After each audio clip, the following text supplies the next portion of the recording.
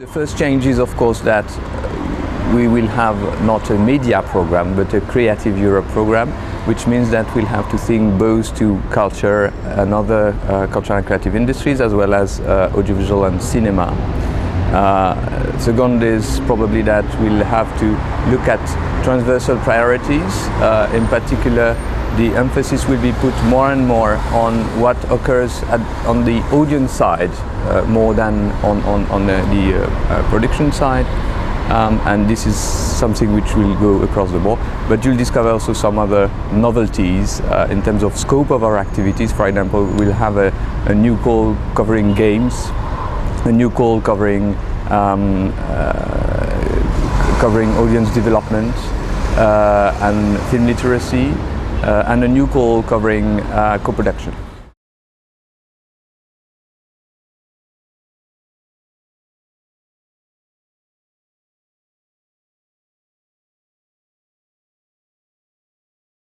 Cultural and linguistic diversity is one of the major objectives of the new program. At the same time, the legislator, the Parliament and the Council have been insisting on the fact that it is also an objective of the program, in particular in the audiovisual sector, to keep a level playing field between countries with lower capacities or working in smaller linguistic areas.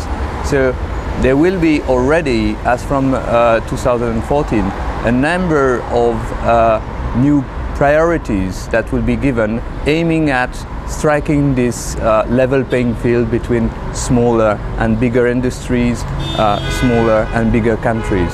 And that will be something we will look at very carefully all through the implementation of the program, and will report to the member states so that we see whether further adjustments are needed. But this is a key question for us.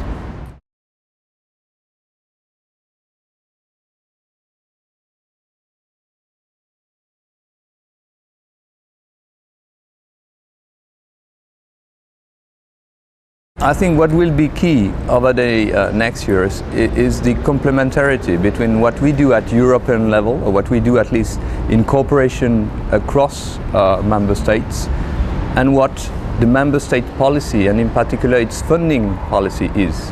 And I think with the rapid changes in the sector, there's a need for a more comprehensive reflection about national support schemes, about their efficiency and their complementarity with what is done at European level, so that we have more good films that have a potential to circulate across borders, that we have more opportunities for exchanges, for co-production.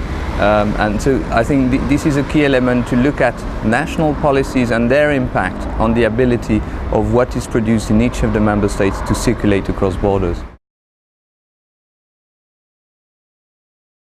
The big challenge is to be able, in a short time frame, to really review each of the scheme. And you know that the program is rather complex. We have a great number of schemes. To review them in such a way that I can have the certainty that all the parameters, the criteria we've been using are fitting the situation, are achieving the best European added value. And so this is a process which involves, of course, the executive agency we are working with, because we need the results of the previous calls to look carefully at all the data. It needs a lot of dialogue with the sector, so we get also a direct input from the different parts of the industry for this reflection. But this is also the most fascinating and stimulating part of my job, that is to reflect on how the program over time should evolve so that it delivers more on its objective.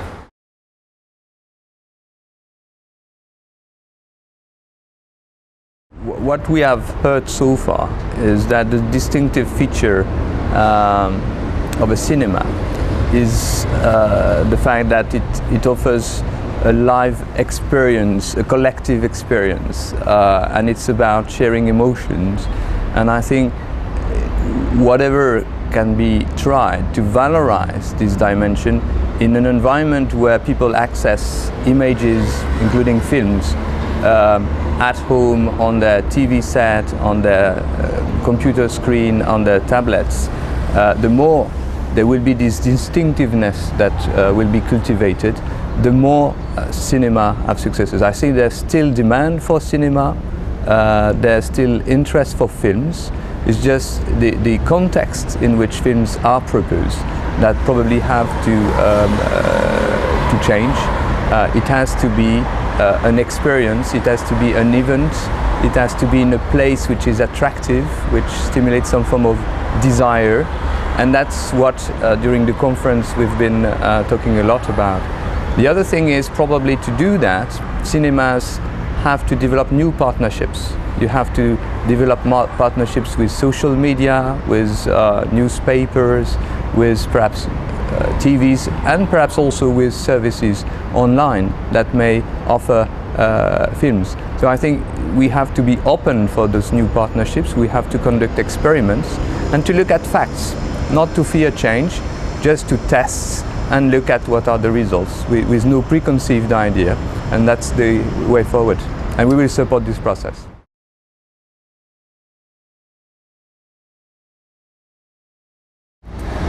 Well, there are a number of interfaces and interplay between culture and audiovisual. We have seen already that, for example, cinema theaters show operas or performing arts. So very concretely, some actors are already crossing the boundaries. Second, they all face more or less the same challenges, in particular when it comes to growing, developing and deepening the relationship with their audiences.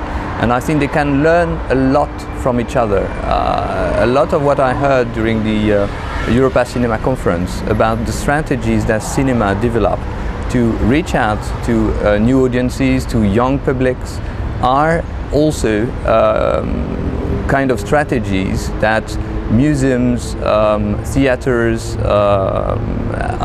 throughout Europe are trying to develop. And so I think that there could be a strong cross-fertilization on a number of issues. The last point is that there are also some common challenges in terms of accessing to finance, and one of the new features of the Creative Europe program will be a guarantee fund that will try to facilitate access to private funding for audiovisual and cultural actors, be it SMEs or be it small organizations. So we'll try also to tackle challenges that are covering both.